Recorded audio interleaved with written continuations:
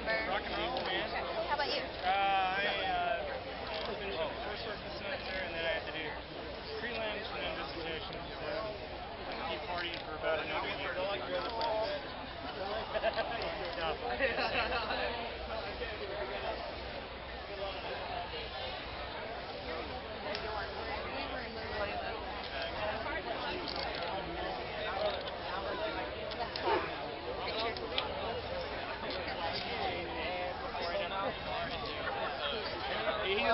Well, my home and then also, Tell me about it. You guys are we don't have anything. I don't know what. I find this baby sitting right on the same kid.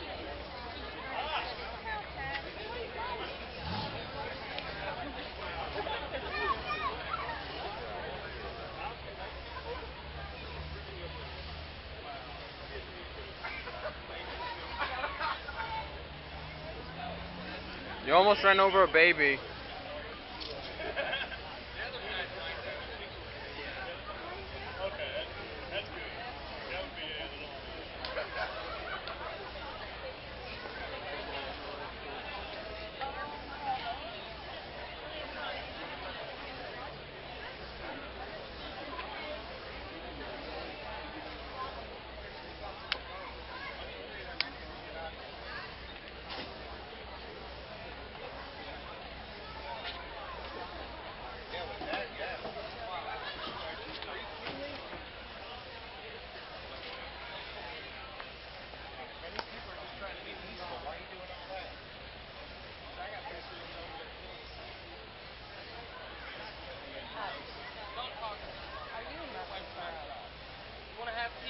You want some peace, then get out away from my truck. You want some peace, man? Want some peace? Then quit speaking to me. There's some spinning. Dialogue with somebody who wants to speak to you. you're just spreading ignorance is what you're doing. Clearly. Really, what's legal? You know what the real law is? Any of you see that?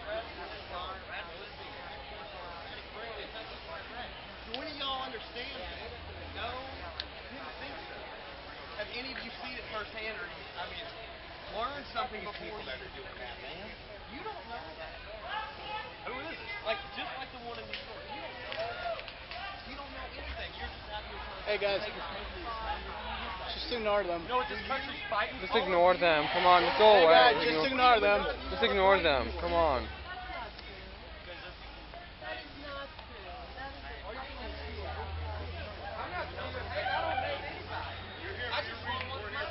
Understood, and I respect that. That's when I came to him. I wasn't trying to shove you. I'm just saying. Three things right off the bat, please. It's a misnomer to call any lawyer prestigious. Separate yourself. I've been advised that unless you have a candle protector to keep the wax off the brick, please stay off the brick. We want to respect the property where we are. It's an honor to be here. I was just asked a moment ago to speak. I'm a fifth generation Rutherford County. I was raised in the public schools here and went to MCSU. For most of my life, I have lived in the same 10-block area, which is 5 blocks from where we are.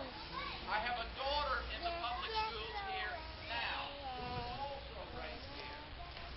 It gladdens me to see the number of people who would come out tonight to support the notion of peaceful and helpful and meaningful discourse in our community.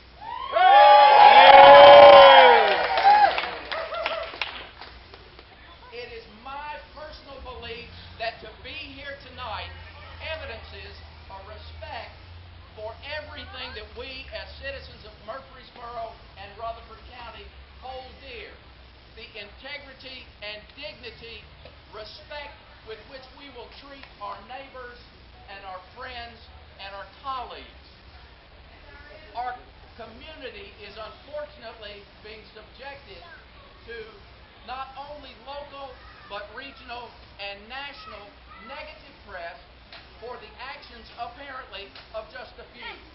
But that's not who we are, that's not what we stand for, and that's not how we choose to live here. Amen. It is my deep honor to introduce to you Rabbi Rami Shapiro, whom I have only had the pleasure of meeting on a couple of occasions. Prestigious is an adjective that does not begin to come close. Intellectual, erudite, spiritual. When I grow up, I want to be more like that.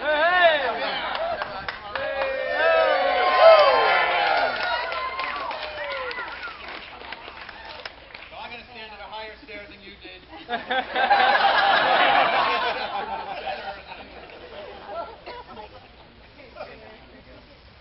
So what brings us here tonight is a very sad thing, a frightening thing, maybe something on the verge of horrifying. But the fact that we're here is incredibly uplifting, incredibly hopeful, because we're here to celebrate and affirm and stand for religious freedom. Yeah. Right? The First Amendment. Yeah. Loving our neighbor. But even more, loving the stranger.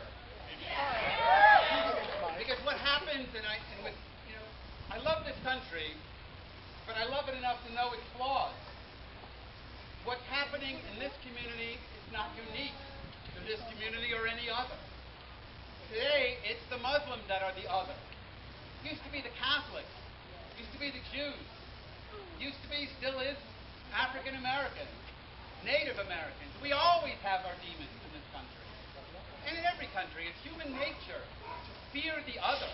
And what we fear leaves us, when we fear, leaves us vulnerable. We're so easily manipulated when we're afraid. And that's what's happening in our community. There are people who are manipulating the most frightened among us. We have to be careful not to scare them even more. Right? We can demonize them the way some of them have demonized some of us. We have to be very careful how we do this. But to stand for American values and to stand for the First Amendment, that certainly is one way. But I want to suggest another way. It's fantastic to see a variety of religious traditions here, and a variety of traditions that are not religious. Freedom of religion, also freedom from religion is part of our tradition. But I want to do something more. For those of you who are religious, for those of you who belong to a church, and this is going to get me in trouble, or a synagogue, or a mosque, or a temple, for those of you who are under the notion that you have the truth, you have to change that mindset. Nobody has the truth. You may have a piece of it, you may have a truth, but the danger of religion is when religion begins to believe its own propaganda, and it starts to believe its own hype, and you begin to believe what you're told rather than look to see what's true for yourself. That's when religion becomes very dangerous. We need to be subversive in our quest for freedom, because freedom is subversive. We need to be revolutionaries in the spirit, because the spirit is truly revolutionary. It changes you, and it changes the institutions to which you belong. When you go to church and synagogue and mosque and temple and you hear preached words of violence, words of hate, you have to stand up and say, not here. Nope. That's not my religion. Nope. When you're reading sacred text and you know it's just speaking of unbelievable horrors in the name of some God that the perpetrators of those horrors have invented to excuse their own horror, you have to stand up and say, no, this is not my religion. What we know about God is zero, because God is beyond our knowing. when Lao Tzu, the Chinese sage, in the opening line of the Tao Te Ching says, the Tao that can be named is not the eternal Tao. He's speaking on behalf of all deeply spiritual people who know that if you think you know anything about God, you know nothing at all. Because whatever you know is just your own imagination. And that's what we have to be beware of. Getting so caught up in our own ideology that we believe our own propaganda, our own hype, and then go out and do things in the name of a God that we've invented. So let me end with this. I think the most important line of the Hebrew Bible is the prophet Micah, chapter 6, verse 8. Anybody know what it says? Oh, that's cheap. Oh, sure. So tell me what it says. Yeah, okay. I was testing you. Yeah, does everyone know? Oh, yeah, we know what it says. Just don't ask. It says, you know, O humanity, what the Lord, the word in Hebrew means the ineffable. That which cannot be put into an ism or ideology or a box or a church or a mosque or synagogue or temple. What that reality requires of you. And it says to do justly and to love mercy and to walk humbly with your God. And then the rabbis 2,000 years ago said, why does the prophet say your God? Why doesn't the prophet just say walk humbly with God? Why add your? And their answer 2,000 years ago, and we're still trying to learn it, is that your God is reminding us that we all have our own image of what God is. And it's that we have to walk humbly with. Humility should be the guiding force of the spiritual revolution, because we know that we don't know. To walk humbly with our God, to take our ideas lightly, to say, this is what I believe now, but I want to share it and learn from you that I might change it, because ultimately I know I cannot know. So I want to be humble about my faith. A faith that makes us belligerent is not a good faith. A faith that makes us humble is a faith that allows us to love God and our neighbor and the stranger. So thank you very much for allowing me to share that little bit with you.